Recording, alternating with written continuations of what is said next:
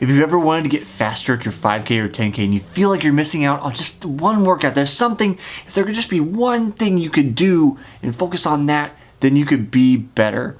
And then a lot of people have told you, well, there's not just one thing, there's all kinds of things you need to do. Well, I'm Jesse Funk, and on today's episode of Runner's High, I'm going to give you that one foolproof workout that will make you faster at your 5K or your 10K.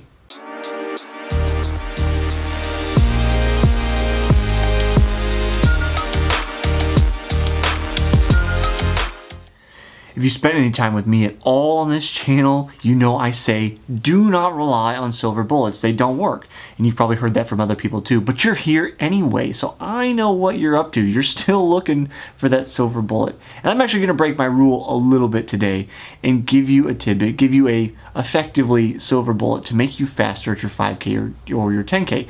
And that is the secret that you've been waiting for, that you want to know about, is work on your limiter.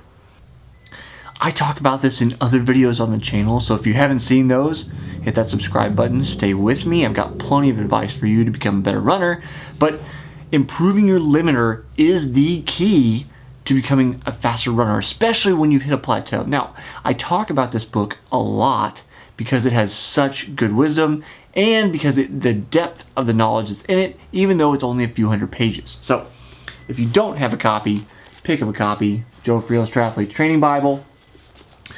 Now, it doesn't matter that you're not a triathlete. If you just run, you will get as much out of this book than if you're a triathlete. It's going to cover anything you want to know about running and training your own schedule, periodization, all these kind of things I talk about on this channel. It covers those things. Joe is a much more accomplished coach than me, so getting advice straight from him is a great way to go. I cover some topics he doesn't in the book, obviously, but he covers a lot of things in depth from a physiological standpoint that tells you exactly what you need to work on.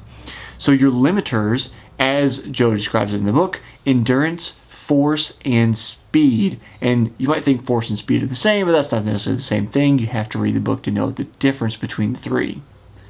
In my case in particular, my limiter has always been force production. I'm simply not good at max power.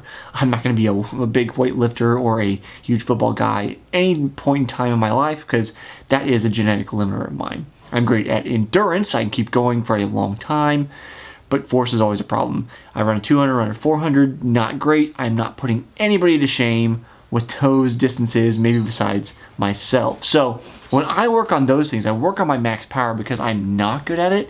It allows my endurance abilities that I have much more of naturally to shine. Now again, as I said, you need to pick up that book because Joe talks about how to diagnose specifically what your limiter is. And there's also a step up from that, these other limiters, which are the combinations between the three that are more important as the season progresses. So please pick up Joe's book. It will explain this in a lot more depth than I can without simply plagiarizing him, and I don't want to do that. It has a different cover nowadays because I have an older edition, but you can pick it up on Amazon. I'll include a link down in the description if you wanted to go that way. So if you have any questions for me, please leave them down in the comments below. I'd love to help you with your running, become a better runner, or maybe a better person, as in the case with Smart Athlete Podcast. So I will see you next time on the next episode of Runner's High.